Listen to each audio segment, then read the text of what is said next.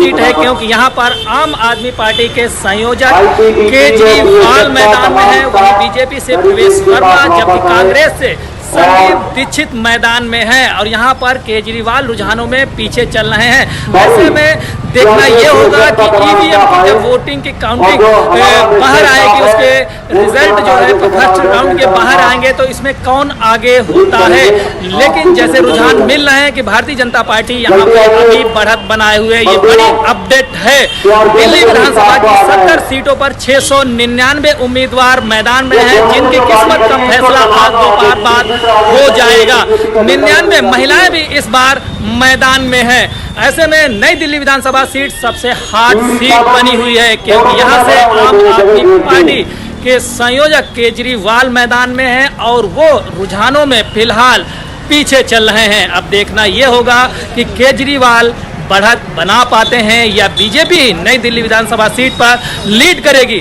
13 round की यहाँ पे ईवीएम के जरिए काउंटिंग होनी। आप सीधे रुक करेंगे। हम इस वक्त हमारे साथ फराह खान जुड़ी हुई हैं। फराह, आप कहां पर मौजूद हैं और क्या सियासी वहां पर घटनाक्रम देखने को मिल रहा है, क्योंकि तमाम जो राजनीतिक दल है वहां कार्यकर्ता काफी उत्साहित भी नजर आ रहे हैं, चाहे वो आम आदमी पार्टी के हो चाहे बीजेपी के हों।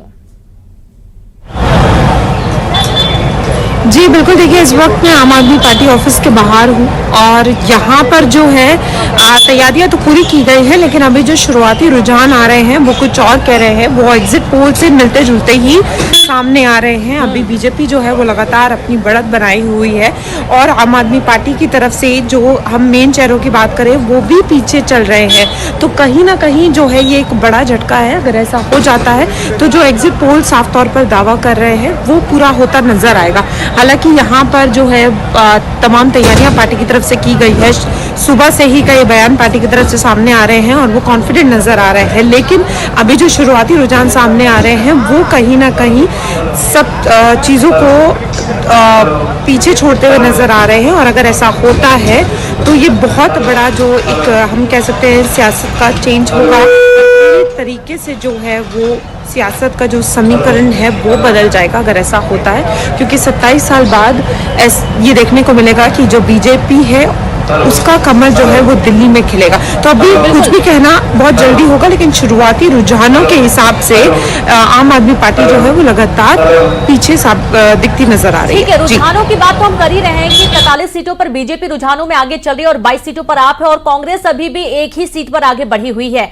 हम अभी कुछ देर पहले राकेश जी से भी बात कर रहे थे, जब महिलाओं को लेकर, महिलाओं की सुरक्षाओं को लेकर बात हो रही थी। कुंदन पंजाबी जी भी हमारे साथ जुड़े, कांग्रेस प्रवक्ता। आप कुंदन जी, राधिका खेड़ा बहुत बड़ा नाम है जिन्हें कांग्रेस पार्टी में किस तरीके से परेशान होना पड़ा।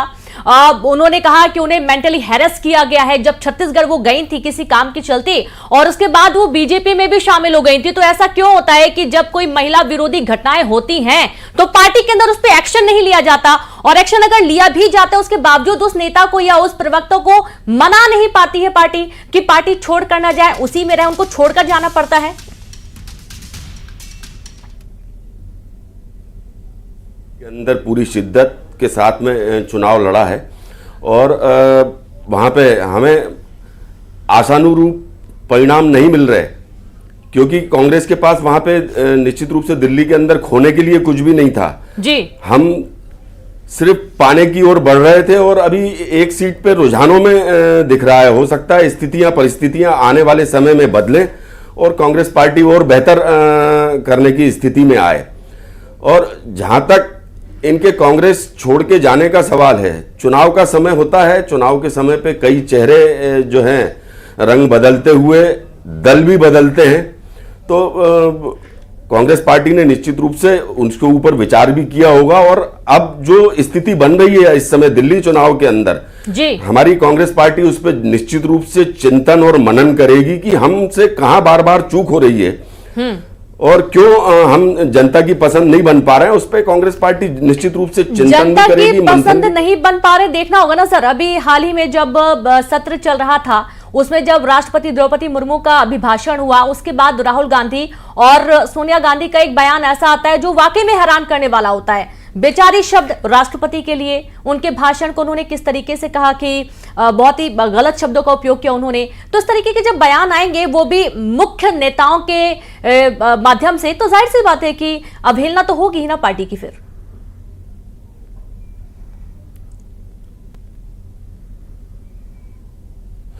बहुत गलत तरीके से देश के सामने प्रस्तुत करने की कोशिश की है और सभी लोगों ने इस चीज की भर्त्सना भी की कि भारतीय जनता पार्टी हमेशा झूठ के सहारे किसी भी चीज को बदलने की कोशिश करती है, लेकिन जनता इस चीज को समझती है। सोनिया जी ने कोई ऐसा गलत बयान करने की कोशिश नहीं, उन्होंने सिर्फ ये कहा था कि थकी थकी सी, उसका दूसरा रूप भारतीय जनता पार्टी ने देश के सामने देने की कोशिश की और जनता ने नकार दिया उसको। देखिए, इस बार महिला जो वोट बैंक है वो राजधानी में बहुत अहम है और इसलिए हमारी ये चर्चा हो रही है।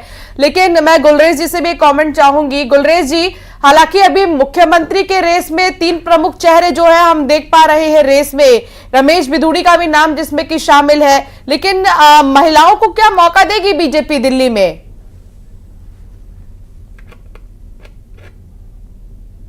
मिल सकता है। और ये तो भारतीय जनता पार्टी है, एक आम कार्यकर्ता को आपने मध्य प्रदेश में देखा कि डॉक्टर मोहन यादव को किस प्रकार से मुख्यमंत्री बनाया, जो चौथी पंक्ति में बैठे थे मंच पर उनको सबसे आगे लाके खड़ा कर दिया। तो बीजेपी के विषय में तो आप ये सोच सकते हो कि कोई महिला भी बन सकती है, कोई पिछड़ा भी बन सकता है, कोई एससी भी बन सकता है, कोई जनरल भी बन सकता है। तो ये एक हमारा सामूहिक निर्णय होता है और सामूहिक निर्णय के बाद आपको जल्दी ही नजर आएगा, बहुत समय नहीं लगता बीजेपी में इन सब चीजों के लिए। ठीक है, अब इंतजार करना होगा कि आखिर कौन होगा चेहरा, क्योंकि बहुत जरूरी है चेहरों पर भी बात करना, क्योंकि वोट जनता चेहरों को देखकर भी देती है कि अगर हम वोट डाल रहे हैं तो फिर हमारा मुखिया कौन होगा। लेकिन राकेश जी, आपको क्या लगता है कि इस बार व्यापारी वर्ग से लेकर महिला वर्ग के लोग या जो यंगस्टर्स है उन पर किसका कितना असर हुआ है? देखिए, काफी चीजों का उस पर असर हुआ। पहले तो दिल्ली के विकास से लोग संतुष्ट नहीं थे, इसीलिए आम आदमी पार्टी को नकारा। दूसरा, जो बजट आया, जिस बजट में अब देखा आपने किस तरह टैक्स के अंदर छूट मिली, व्यापारियों के अंदर कुछ लाभ की अभी योजनाएं और भी आएंगी, अभी आप देखेंगे। तो वो सब चीजें एक इंडिकेशन था कि व्यापारी हो, चाहे महिला हो, चाहे छात्र हो, चाहे एक आम नागरिक हो, वो बीजेपी के साथ है, बीजेपी को वोट देने के लिए तत्पर दिखा। और जब मोदी जी ने कहा मेरी गारंटी है, तो मोदी जी की गारंटी पे लोगों ने ज्यादा विश्वास किया बनिस्पत के आम आदमी पार्टी की किसी गारंटी पे, क्योंकि इनका तो एजेंडा लोगों को समझ आएगा। ये हिट एंड रन पॉलिसी अपनाते हैं, आरोप लगाते हैं, भाग जाते हैं, झूठ बोलते हैं, भाग जाते हैं, मुकर जाते हैं। तो उससे लोग तरसते, तो लोगों ने विश्वास भाजपा पे किया और ये उसका नतीजा अभी दिख रहा है, रुझानों के अंदर दिख रहा है। थोड़ी देर में मुझे लगता है ये परिणामों के अंदर भी आ जाएगा, तो सरकार भाजपा की बनती हुई नजर आ रही है। राकेश जी, लेकिन आम आदमी पार्टी के नेताओं के ऊपर जिस तरीके से जांच हुई और उसके बाद वो जेल से बाहर भी आए, दोबारा अपना कैंपेन शुरू कर दिया, यहाँ पर उन्होंने हर मंच से इमोशनली अटैच होने की कोशिश की जनता से। ये कहना कि भारतीय जनता पार्टी ने द्वेष भावना से, राजनीतिक भावना से ये सारे एक्शन करवाए हैं। और जैसा कि कुछ देर पहले भी हमारी एक बात हो रही थी, जब आपके प्रवक्ता का ये कहना था कि चाहे वो इलेक्शन कमीशन हो, चाहे वो एसीबी हो, चाहे वो कोई भी जांच एजेंसी हो, सभी बीजेपी के सामने नतमस्तक हैं।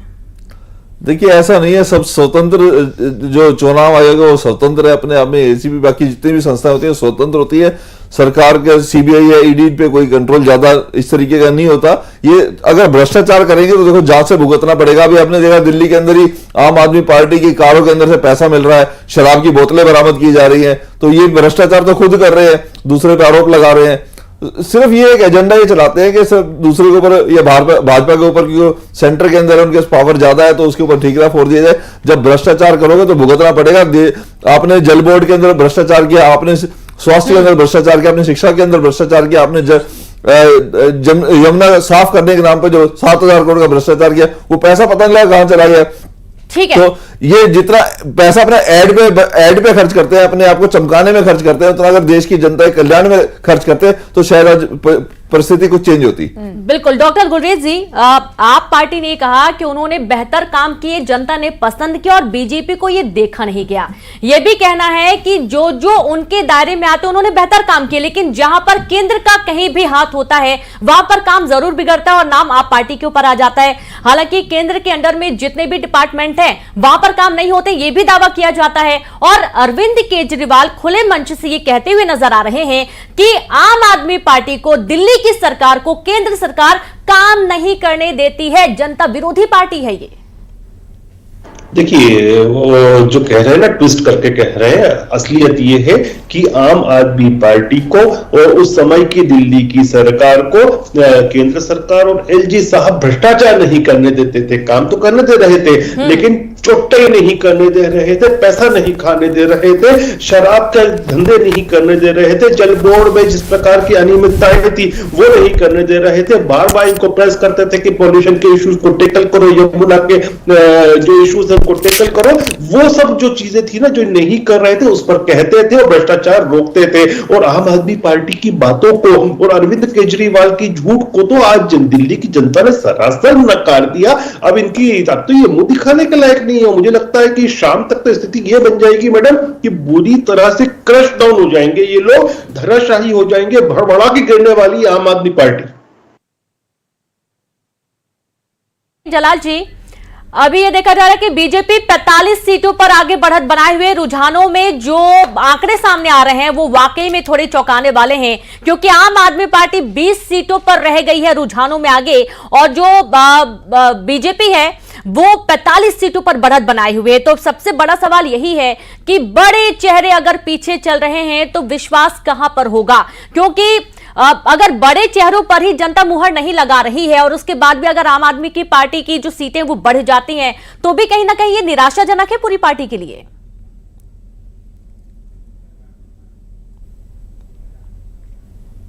प्लानिंग के तहत शुरू से किया गया। नई दिल्ली विधानसभा में हमने देखा किस तरीके से बहुत सारे मतलब वोट काटे गए और एक माहौल बनाया जा रहा है दिल्ली के अंदर।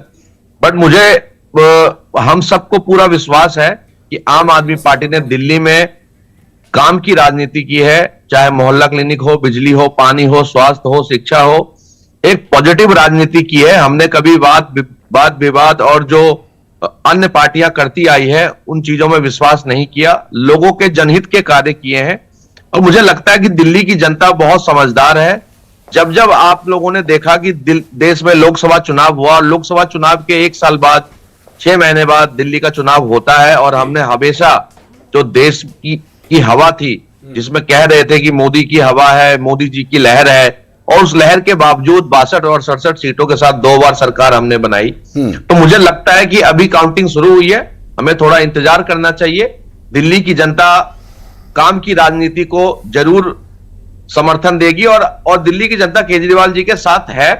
ठीक है, आपने बहुत अलग अलग नए केस बनाए, आपने लोगों से बयान दिलवाया। जब किसी भी व्यक्ति ने लिकर पॉलिसी के अंदर मतलब सबूत नहीं मिले इनको, तो एक आदमी को सरकारी गवाह बना के आप सबने देखा।